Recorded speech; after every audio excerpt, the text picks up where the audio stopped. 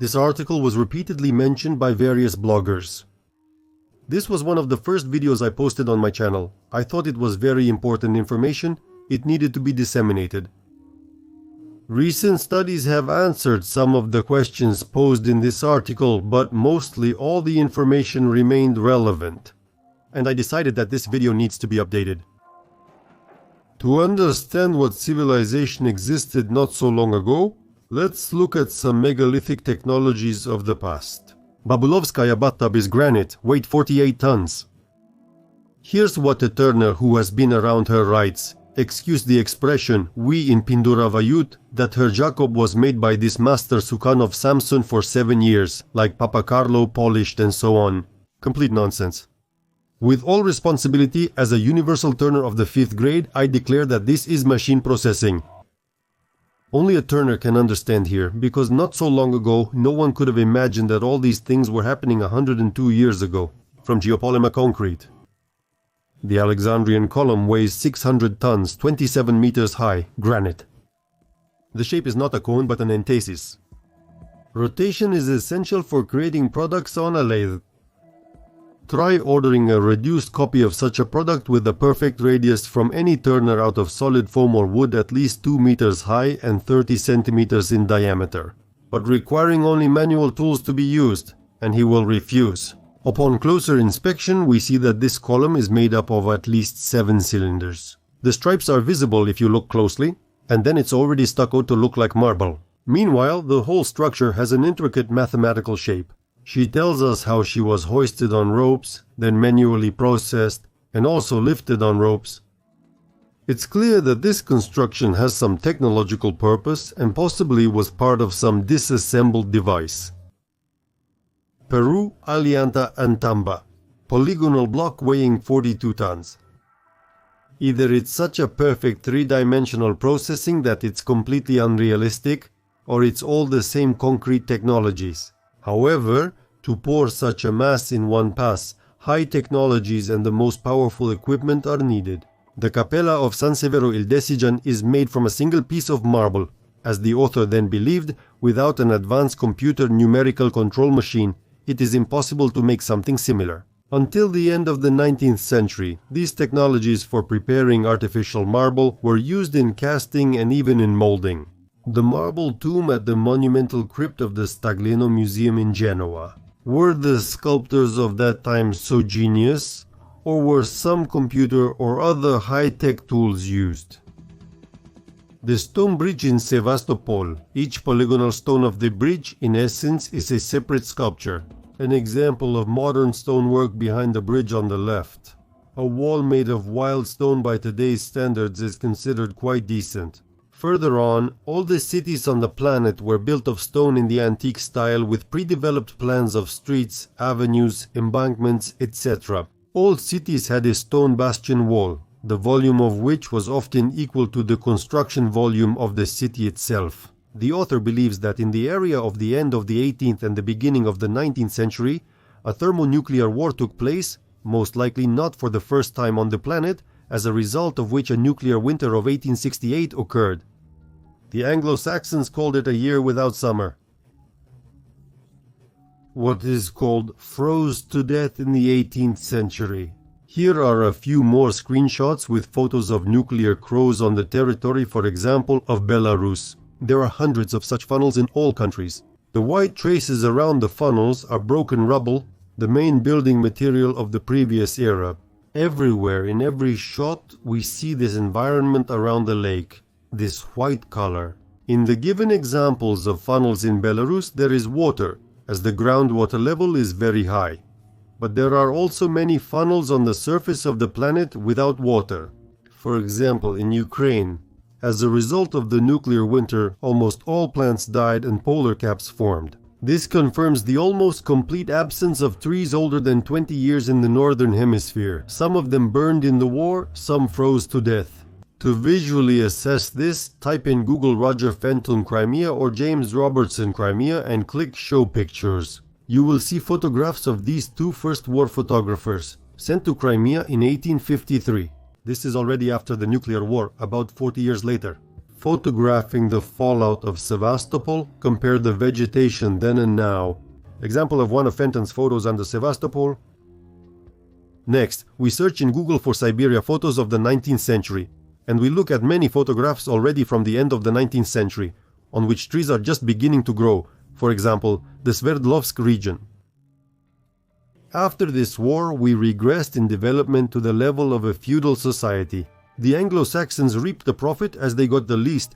They, with God's help, have been subjugating the remnants of the world under themselves for 150 years. They reinvented the steam engine on coal, and off it went. Now it's the era of oil and gas, nuclear energy, and our industrial complex uses the entire Mendeleev's table, which he supposedly invented in a dream. In fact, it was simply thrown through him, and in a fundamentally distorted form. Let's move on to the most interesting part. I assert that the current civilization is just a shadow of the past one. We are children compared to them. It's impossible to prove this through the industrial equipment of the past civilization, as it was simply utilized and melted down. For example, after the collapse of the Union of Soviet Socialist Republics, scavengers dug up cables and water pipes from under the ground to hand them in at the metal reception point. How can this be proven? It's easy. If the vanished civilization was much more advanced than ours, then for the functioning of its industrial and metallurgical complex, the entire Mendeleev's table and all isotopes of elements were also needed.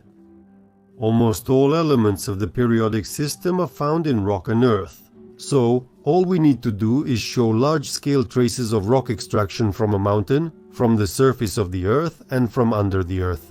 And also traces of processed waste rock after its enrichment at enrichment plants of the past, short abbreviation GOG. Let's get to it.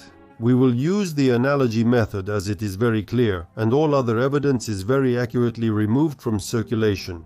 In the era up to the 18th century, residential houses were built almost exclusively of limestone. For sawing they used sawing machines on which they made perfect parallel pipes, seams, inserts from such limestone blocks you will not even find a crack. Here is a photo in Crimea, the first floor of which is filled with clay for 3 to 4 meters. As in all cities on the territory of the former Union of Soviet Socialist Republics, in Sevastopol, in Simferopol, Feodosia Kerch, all houses which are buried in the ground for 3 to 4 meters have a basement of such quality made of limestone. And 20 years pass, and in the times of the Union of Soviet Socialist Republics, such a limestone basement is considered very not bad. The masonry with the extra quality, like in the previous photo, is no longer used anywhere. And common sense tells us that this is the real regression. Now we look at the volumes and how long limestone, the main building material, was mined on the planet. Again, using Crimea as an example. This is Eski Kermen. Your illiterate guides will tell you that this is one of the cave cities of Crimea where ancient people lived. And when I asked about this wheel, I was told that this wheel was made by the wheels of a local cart apparently. The local woman ate a lot, so she sold this wheel. Here is another cave city of Crimea, Çufutkale. Pay attention to the similarity of the names of ancient cities in Turkey. This means that there was one civilization here and there. And this is a modern Crimean quarry for limestone extraction with carved out premises of the quarrymen, but apparently it was convenient to store tools there. Deliberately send this quarry into the future for 10 to 20,000 years. Apply the wind-water erosion effect to it, and what will you get in the end? Correct, another cave city of Crimea. Let's move on. In Crimea there are thousands of kilometers of catacombs in which limestone was mined.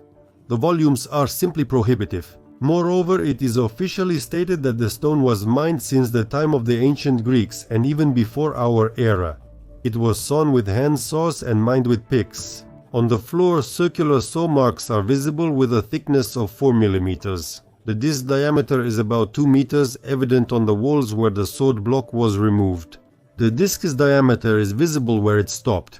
Will you be in these catacombs? Be attentive. In the photo, taken before the revolution of 1917, you can see that a segment has been accurately sawn out of the known slope, on the bottom of which a railway runs. And houses were built. Here is another important shot of the Inkerman quarry named Champagne, taken in 1890. In it, we see a passage cut through a hill 100 meters wide and 80 meters high. Huge niches have been cut into the walls, and single-story houses stand in them. Under the vertical wall, we see small, non-conditioned pieces of limestone and limestone dust piled up in the form of a slope which fell from under the saw. Some of these niches are the beginning of catacombs, which extend for hundreds of kilometers deep. As we can see, large-scale underground limestone mining was carried out at that time. During the Great Patriotic War, these catacombs housed a headquarters, a hospital, a clothing sewing workshop, and warehouses. Trucks freely entered inside, and when retreating, the entrances were blown up. By the way, ancient catacombs exist under any city on the planet. To be convinced of this, you just need to Google under Odessa. The length of the catacombs is 2,500 kilometers. Now we will open some manipulation that is given to you. Under the guise of rocks, canyons and gorges there is something else. Like quarries, like very ancient quarries, so are relatively fresh ones. Crimea, Belogorsk, White Rock, these are all well-known quarries. The wall was formed as a result of the slope cut. At the foot of the wall we see a characteristic scattering of limestone chips and non-condition. Further on we see a passage from which the mass of limestone was removed. In the Bakhchi-Sarai district they give it out for a valley, and indeed it is hard to imagine the formation of this canyon as a result of human activity. The slopes of limestone chips under the walls are already covered with oak forests. Compare the top photo of the gorge with the photo of Inkerman. The vertical walls of limestone chips have not yet grown over with forest, and the picture of 1855 of this place with an aqueduct. On the other hand, in the background, you can also see gigantic ancient limestone quarry workings. A similar valley in the Bakhchi-Sarai district on this snapshot is a populated point. It is located at the bottom of an ancient quarry, but it is called a valley, which was washed out by a river. It's clear that this is nonsense. On the contrary, after this mountain passage along the bottom of the quarry, water leaked from the broken water-bearing layer, or a stream turned here, which previously flowed along a different route. This is normal for any quarry. A river cannot wash away a mountain ridge standing in its way. It will be a dam. It will bypass it on its way. Many of you who are of age saw in childhood streams that flow from a vertical hole in a limestone wall. Has this stream increased the diameter of the hole from which it flows over 30 to 40 years? That's the point. Now tell me, were you impressed by the scale of extraction in Crimea? And to be frank, all this is still minor. On this planet, there is not a single cube of rock across the entire surface that has not been mined in its time, ground, chewed up and thrown away. Yes, this is not a planet, this is a gigantic quarry, where the most barbaric method is used to extract the entire Mendeleev table. And now let's look at the photos and pay attention to the vivid structure of the quarries and mines. Iron ore mining at the Lebedinsky deposit is done by open-pit blasting. Magnetic Mountain Ural, Cheremshansky nickel mines. Copper mines of Connecticut, Utah. United States of America East, Ruda Quarry. Bingham Canyon Copper Quarry in Utah, United States of America. Magnetite Quarry in Navarre. Here we see a rotary excavator, the power consumption of which is in the range of 4 to 5 megawatts. Remember how it selects the breed. In fact, it forms a canyon with large strata. The rotary excavator cuts the mountain mass with strata, form the structure with right angles. If you look from above, another excavator has chosen a semicircular breed in front of itself. And now let's look at the mountains, mountain ridges and gorges, canyons in practically uninhabited places today with various romantic names. Often they are named after some pioneer. Don't academics and professors from geology and geography see this? Mountain on the Kola Peninsula. Here we see obvious signs of the development of the Antarctic mountain, selected by a half circle of rock by a rotary excavator in Antarctica, which was only discovered in the 18th century. And here, in Antarctica, even traces of heavy machinery have been preserved. Greenland, Watkins Mountains. Well, how about you? The scales of extraction. Also Greenland, a photograph of the plain.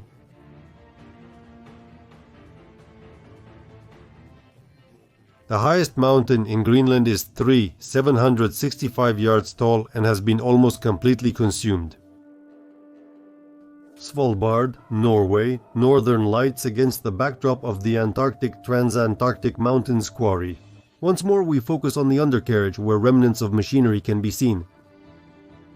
The same thing from another point, the quarry system. Pay attention to the background, a good scale of mining operations. The well-known to us Mount Kailas in Tibet, so much has been told about it, all kinds of legends.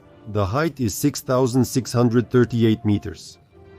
Have you seen heavy mining equipment being lifted to such a height in our time? Even a helicopter can't fly there. From the point of view of mountain mining, Mount Kailas and the surrounding areas are nothing more than a typical quarry with all its features.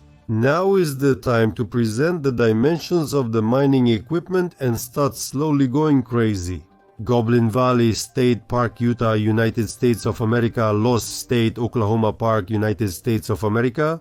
Above cynicism, worked out quarries are called national parks. Now it's time to take a deeper breath and look around with wide open eyes.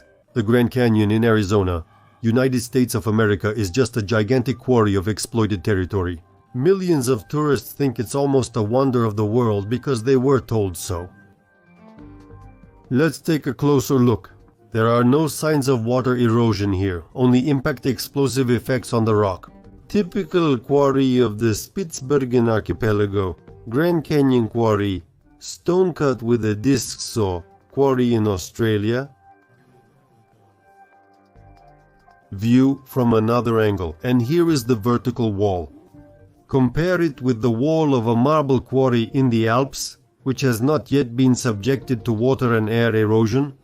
Marble extraction in the Alps is a gigantic quarry. They offer the photo as wallpapers for the desktop all over the internet. That's all for now.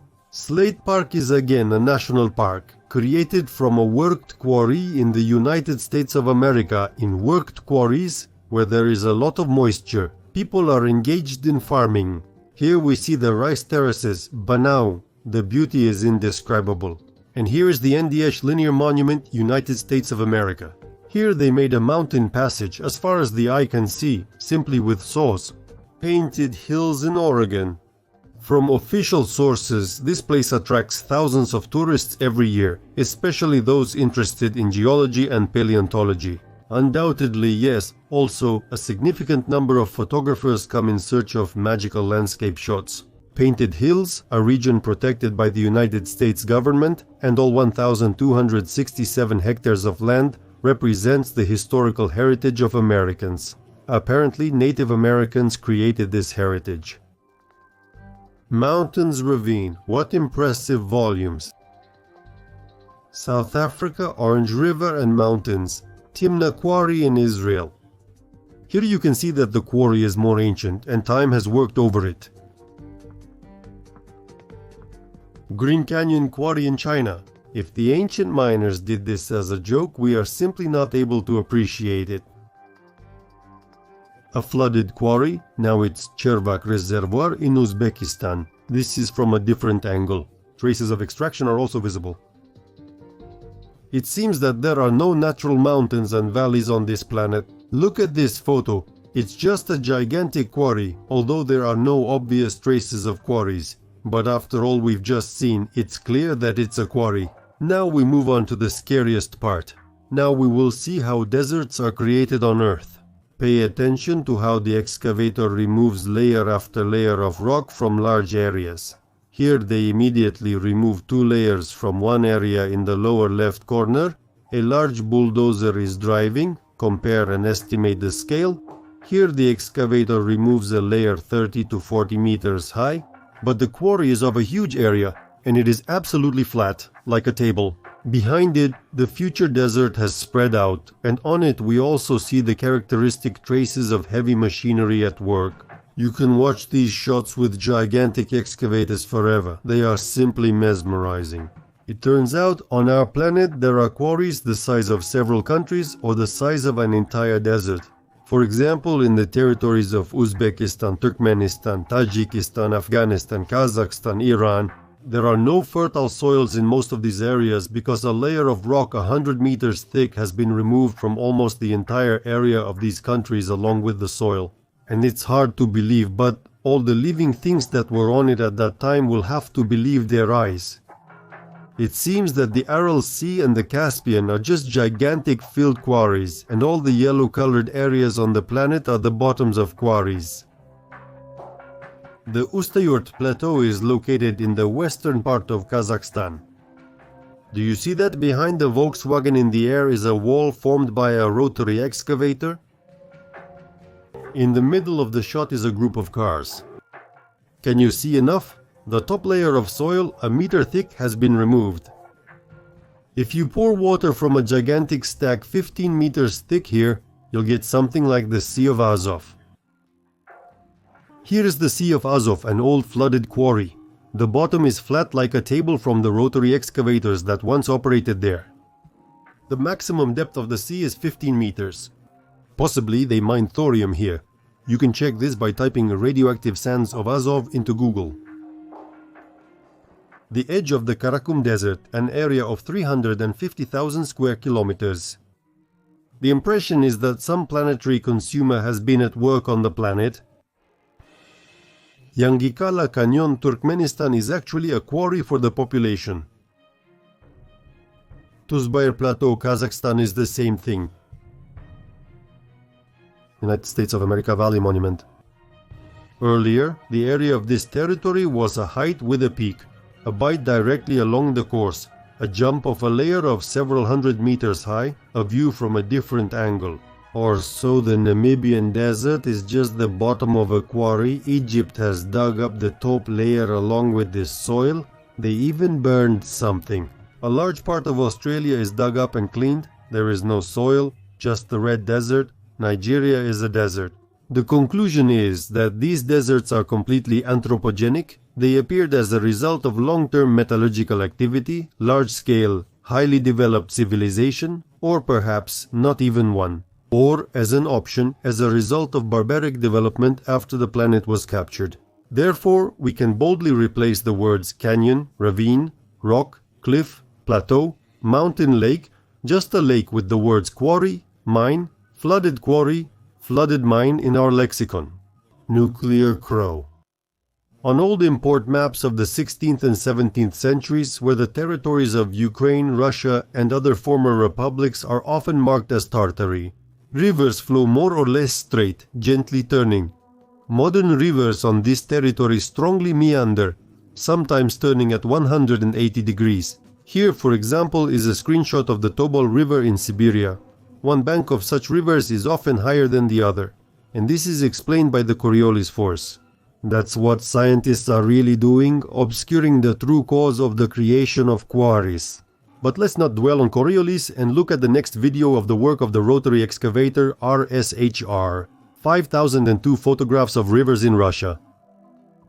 Photos of the river in the Voronezh region. The place is called Krivoborie. The river did not flow along this channel before. It flowed here when the landscape height changed after the soil was removed by a rotary excavator. Let's look at Krivoborie from a different angle. Obviously, on the island, in the middle, overgrown with bushes, stood a rotary excavator. And what does official science tell us about this quarry? The Krivoborie quarry is a huge dump, a geological cut, etc.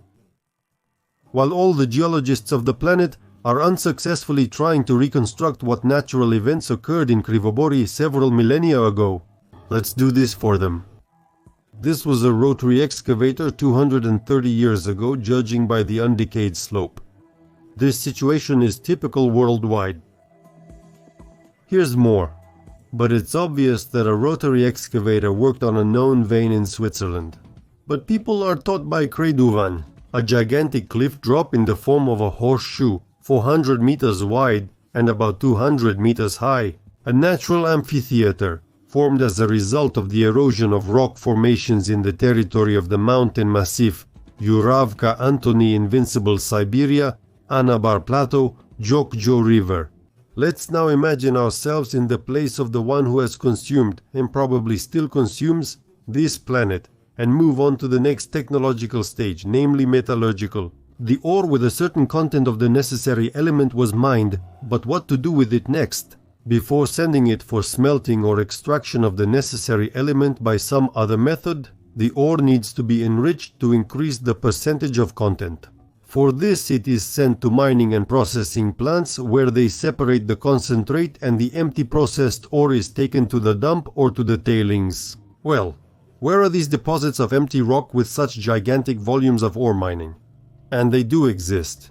You just need to replace the words hill, mound, volcano, heap in the lexicon with the words dump and tailings, and everything will fall into place in our heads, but, as they say, it's better to see once. These are the tailings with processed ore of Donbass. Their height sometimes reaches 300 meters. This is all the work of human hands, and inside them chemical reactions are taking place. They burn and sometimes even explode.